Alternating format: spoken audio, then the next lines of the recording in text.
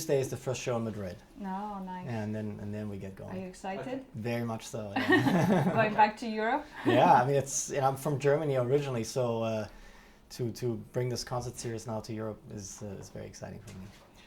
I think we didn't do anything when the concert went on the American leg. So if you can explain how the concept came about and how you got involved. Obviously, you made the music, but Yeah.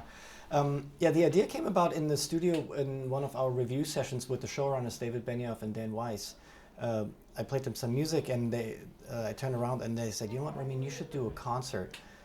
Wouldn't it be fun to actually put on like a live concert for this?" And then I took that idea and I said, "Well, okay, let's do a concert, but how about we do a whole tour, and how about we do something that's never been done before? Let's design our own stage. Let's design a whole show around this, because Game of Thrones, I thought, it just lends itself to do something special. The show is special, so I wanted to do something special with the music. So we have the live orchestra, we have footage from the show, and then we added elements to create what we call like a more immersive experience. When we thought, there's dragons in the show, so how about we add some pyro? And when we're north of the wall, how about we simulate some snow? And so the ideas just kept coming for this. So it took several years to really put it all together, and it was hard to pick all the pieces too, because there's so much material available from all the seasons that to condense that down into a 2.5-hour show was not easy. But it was a lot of fun to do, and it's a great show. I can't even imagine when would you be doing this if you're composing music for every new season as well. That's true, and that's why it took about 3 years to put together, because I was just kind of doing it on the side and just figuring out all the logistics. This is something I'd never done before, really, to put on a big show like this. So we took our time with it. So how was the response has been in the US? It's been fantastic. I mean, I didn't really know what to expect, because it's an orchestral instrumental show, but it's set up more in a contemporary way, almost like a rock show. So I did not know, would the audience be just very quiet sitting back, or would they actually scream and go wild, and it was definitely the latter. I mean, they really got into the scenes, and when they saw their favorite characters, and they would yell their sentences from the show, and they really got into it. So I hope Europe will be the same. So what song elicits the biggest reaction that you found? I mean, there's several. I mean, the main title, when we start playing the main title, definitely people get excited. And there's certain moments from the show. I mean, there's one scene when we Battle of the Bastards, when we see Ramsay Bolton, and then people start booing because they think he's a bad character, and well, there's one piece that we played, the Atonement, which is from Cersei's walk of shame when she walks to the town, and then people start screaming shame. So that, again, the audience just really relives their favorite moments from the show, and it's just really fun to perform and conducting the orchestra. I actually see the players smiling at me while they play, because it's just everybody's in a good mood, and it just makes everybody happy. Yeah, I found out that actually people in the orchestra wear costumes to get the Some of the soloists do, yeah, just because we really want you to feel like you are in Westeros and create an atmosphere, like when you come into the arena, that you want to feel like you're there. Mm-hmm. So have you changed anything for the European leg of the tour? Definitely, yeah, because now that another year has gone by, we in the meantime we finished season 7, so I thought, well, let's update the show and add material from season 7. So we updated that, and there's several new pieces, because the idea is really that this concert is a big crash course of all the seasons we've had so far, and when you leave the concert, that you're ready for the next season. And obviously this season 8 coming up, our final season, this will get everybody excited. Any spoilers in the show? No. No. I mean, I read that somebody leaked that I'm assuming the final battle was shot and it took about 55 days. Have you seen any footage of that? No, I've no idea what's going to happen, actually. So I'm just as much in the dark as everybody else. Mm-hmm. So how do you compose the music? Do they let you in on they show you footage as it goes along, and you kind of get a feel for it? Definitely. I mean, I definitely get to see it earlier than everybody else, because I obviously have to write the music to it. So yeah, so I meet with David and Dan, and we discuss all the scenes in length, and then I write the music, then I come back and we tweak, and so I definitely get to see it earlier than everybody else. Mm. But I have to say, it's actually not, the visual effects are not done, so it's not really a finished product. It's, we are obviously all working in parallel, special effects, sound effects, so it's, I think people should see it when it's all perfect and done. Mm-hmm.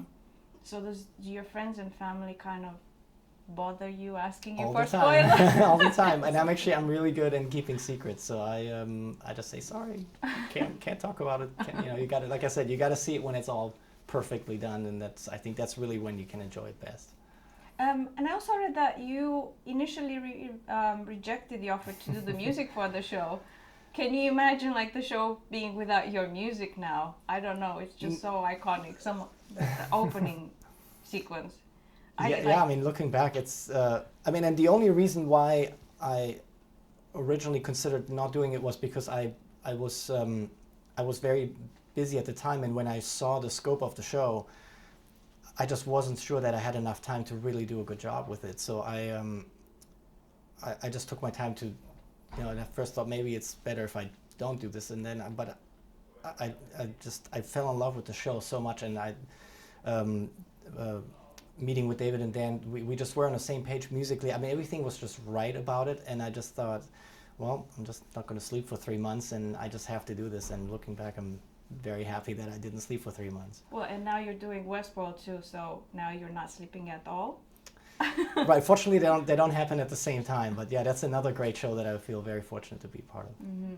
So do you get to? Did you get to spend any time on set? A little bit.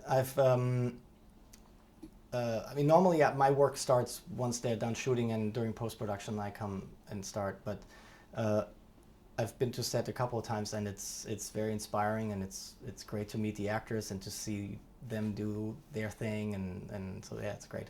I've seen a couple of things. Yeah, I guess it helps with the inspiration. Definitely. And how are you going to top your work, I mean, for the last season? Because it's got to be epic. Are you a bit nervous about that? Yeah, we'll see. I mean, people have asked me, like, what am I planning on writing, and there's really no answer to that until I see what's going to happen, because it's the story that's going to guide me of what I have to do. Looking back on some of the other seasons, if you had asked me before I'd written like The Light of the Seven, for example, from season 6, I would have never guessed that I would have written that until I actually saw the scene and saw what the scene needed, and then the music comes after that, I guess. So season 8, we'll see what happens. Yeah, that's another iconic song. It's kind of like, I was looking at a video of you talking about it, and I didn't realize at the time, but you were right. When I heard the piano, I'm like, wait a second, this is weird. Something is happening. But I didn't realize it's because of the piano. Right, yeah, and like I was saying, that's, if you had asked me before season 6, Mm-hmm. and if you had asked me, like, Ramin, would you consider using the piano in the score, I probably would have said no, and I would have said, well, piano is not really the language of the music, of the style of Game of Thrones. And but when that scene came about, and we discussed the scene, we knew we had to do something different, and thematically something different, so we thought, well, let's push a bit further and see that we introduce an instrument that immediately the audience will be alerted to, that there's something is not right, Mm-hmm. And then just setting up that whole scene. So Are you saving any instruments that you haven't worked with, or you just kind of ran the gamut? yeah, no, we'll see. I mean, we laugh every season, because there's so much instrumentation in Game of Thrones that in the beginning of every season the guys always come in and say, like, all right, Ramin, what instruments haven't we used yet? Any ideas? What else can we do? And so far we have always come up with something new here and there. So. Mm-hmm. And is the orchestra from the show the same one you recorded the music with? No, the orchestra, in fact, is local around Europe. So depending on which city I'm in, actually, there's sometimes that the same orchestra will play certain cities depending on the distance. But the many shows, there will be a new orchestra and a new choir. So I have to do a new rehearsal and get ready for a new show every time. So you had to learn a bit of conducting for this? Or did you know before to conduct an orchestra? Yeah, I conduct my scores in my recording sessions here and there, but I had never done a live show like this, so it was definitely something I had to get adjusted to, and simply from a physical a thing just because it's standing a lot. It's very exhausting, I have to say. So even though I'm used to working long hours in the studio, but this is a completely different thing. So it's definitely something I gained experience on the last tour. So I know what to expect this time around. So did you kind of develop your own tricks on how to survive the touring experience? Pretty much, yeah. What are they? Just eating healthy, trying to get sleep where I can, and exercise. Just Wow. simple things, basic things. So you're not working on anything else, so you're shutting yourself. Oh yeah, off. absolutely. Yeah. No, this is full on. Yeah. Mm. So kind of going back, how did you get involved in writing film and television scores? It's quite fairly niche thing in music. Yeah, something I always wanted to do since I was a child. The music I wrote as a kid already was always instrumental. It was never based on lyrics. I always was drawn to instrumental, orchestral music, or even if it was contemporary music. I was always fascinated by the instrumentation and the arrangements and all the non-lyrical parts. And even the voice for me is another instrument. It's not necessarily that it's the leading instrument necessarily. So it just felt natural for me to become a film composer. And then the other part was that I just love how the power of music in a film or in a TV show, how dramatically music can enhance a scene, and that always fascinated me. So since I was a teenager, I wanted to do this job. Any particular film? I'm assuming you are a film fan as well. Oh, absolutely. Yeah, absolutely. I mean, it was The Magnificent Seven by Elmer Bernstein. When I saw that film and heard that score, that's what did it for me. And of course Star Wars by John Williams. Mm. And I read, I'm not sure if it's true, you have a bit of synesthesia when it comes to music. Yeah. So how do you visualize? Do you visualize one color for the whole scene? I don't know. It's hard for me to describe. I don't. What about for this concert? What color would this concert be? It's a lot of them. It's very hard for me to put into words. It's something that my wife actually discovered because she does not play an instrument, but is a big music fan. So she asked me, Ramin, when you write, like how do you write your music? And I said, well, I just see colors and that the notes pop out at me from that. So, but it's not as simple as just picking one color. It's a blend of things, and so I just paint with colors, but it translates into notes. I guess it's the best way to explain it. Wow, I would love to experience that. I am like what they call an anti-talent in music. I can't read notes. So you play a lot of instruments, I'm guessing, for you to be able to kind of... Yes and no. I mean, it's all relative, I guess. I mean, I play... I started out on the organ when I was 4, but it was the guitar, actually, that I think... as a teenager, I switched to the guitar, and I think that's the instrument I can play best. And then I write mainly on the piano. I'm an okay piano player. I wouldn't say I'm a great piano player. But then because of the guitar, there's certain stringed instruments that I can also play because of it. And then like on Game of Thrones, for example, there's a hammered dulcimer that I play. And so I collect ethnic instruments, and over the years I've just taught myself on a lot of these instruments. So that's how many instruments do you have in your collection? Oh boy, I don't know. It's a lot. I mean, it's a ton. I wouldn't even know how many I have. It's a lot. I mean, I sometimes buy instruments and don't use them for months because I don't have the right project at the time, and then a year later I go, oh wait, I have that instrument in that corner that I could use it on this film, and then I get it out. So I don't really know how many I have. Do you listen to other soundtracks? Other composers? Not really. Do you admire anyone in the... Oh, I admire many, for sure. I don't know if I wouldn't say I necessarily listen to any soundtracks other than actually when I watch movies. You know, for example, I love Chris Nolan's movies, so when I watch, Inception, it's a Hans Zimmer score, and of course I'm a big Hans Zimmer fan. Yes. And I love Morricone, I love James Newton Howard, John Williams. So there's many composers I admire, and I definitely enjoy hearing their music when I watch movies that they have scored, but I don't necessarily particularly just sit down and listen to scores. Have you considered doing video games? Definitely, and actually, in fact, I have. You have? Yeah, I have. Which one? I have done 2 Medal of Honor games, and I've done the last Gears of War, a Microsoft game. I should listen to those. Yeah, I like video games are fun actually. I think they're fun to do. They're a little bit different than a TV or a movie project. There's been quite a few that like kind of stay with you, not just the gaming experience, but just like I'm a huge fan of soundtracks, so that kind of one of the few things that stays with me, like songs. Cool. Okay. Well, one last question. What was the first gig you ever went to?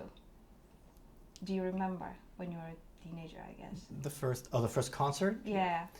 I definitely remember. It was Anthrax, the metal band. That was my first concert that I went to. I was in the first row, and I absolutely loved it. I was fascinated with the just the energy of seeing that band on stage and the audience just going wild, and it was incredible.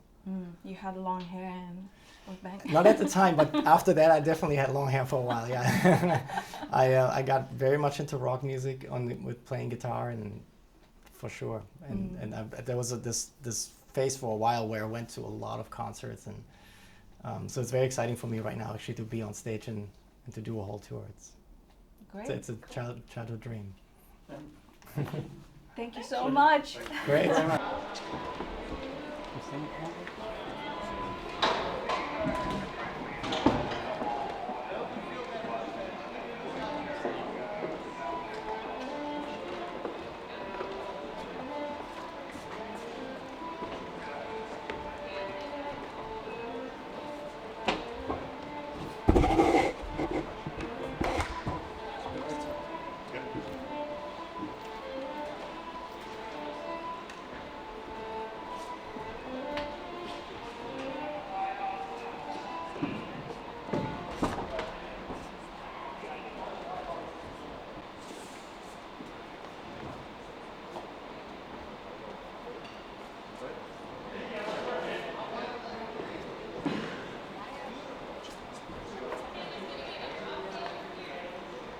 You right here for a congratulations.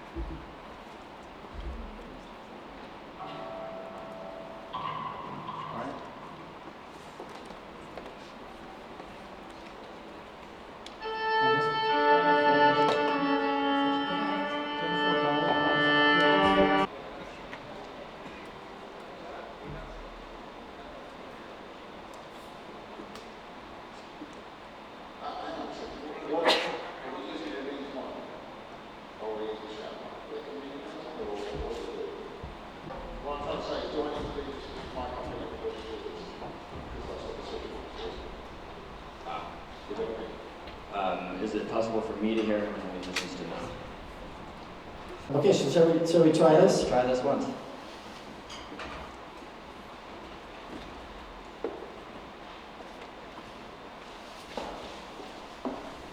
5, 3, 2, 1, go. Hello everybody, it's for me, Javali. Very excited because we're about to kick off our Game of Thrones live concert experience tour for Europe and North America. We're here in London during our final phase of the pre-rehearsals. and I'm going to give you guys a little sneak peek. We have our new stage design here, and as you can see, the orchestra and choir is not here yet, but we have our amazing soloist already here, and we're prepping our lighting and our blocking, which is for the soloist to move to the different parts of the stage. And we thought we'd play a little song for you. And also stick around afterwards because we also have a little video to show you a bit more about the upcoming tour. Thanks. Rain is over. My reign has just begun.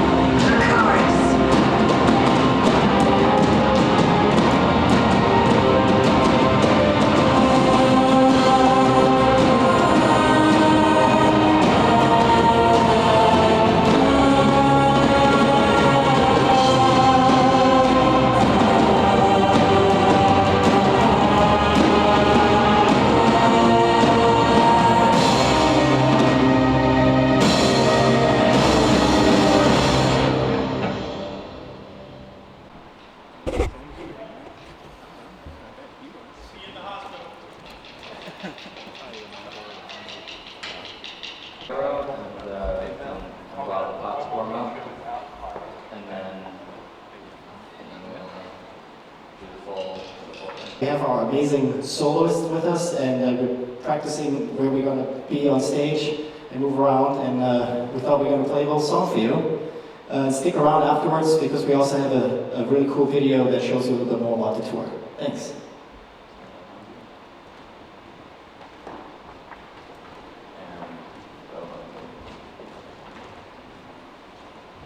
Your reign is over. My reign has just begun.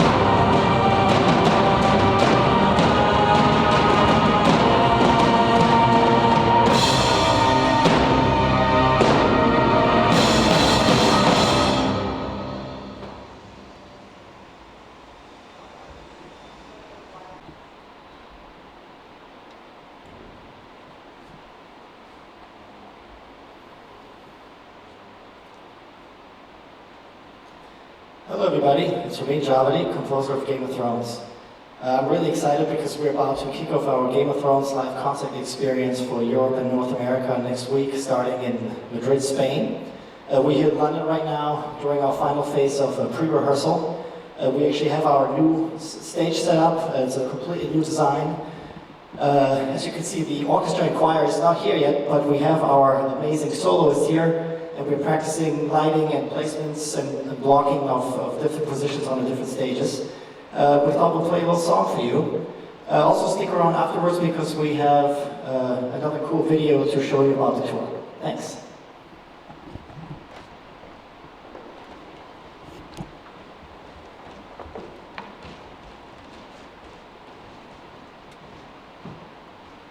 Your reign is over. My reign has just begun.